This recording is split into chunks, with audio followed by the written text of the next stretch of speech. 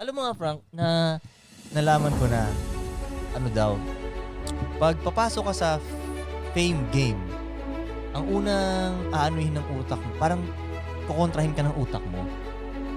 Na marami Yan, siyang sabihin sa'yo na, baka mabash ka dyan. Kung ano-anong sabihin ng utak mo sa'yo. Pero, ginagawa lang daw ng brain mo yun, yung trabaho niya na protektahan ka. To protect lang talaga. So, tapos, ang isa pang nalaman ko dyan, pag sobrang dami nang nakatingin sa'yo, hindi talaga handa ang brain mo ma-process yun. Yung ganun karaming attention na.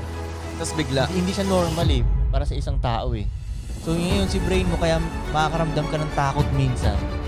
Kasi nga pinoprotektahan ka lang ng brain mo kasi isipin mo maraming tao nakatingin sa'yo. So iniisip ng brain mo mag-isa ka lang versus everybody. Kaya maraming mga dadaan dyan sa mga path na papunta sa fame na kinakabahan sila. Natakot sila sa dami ng attention na nakukuha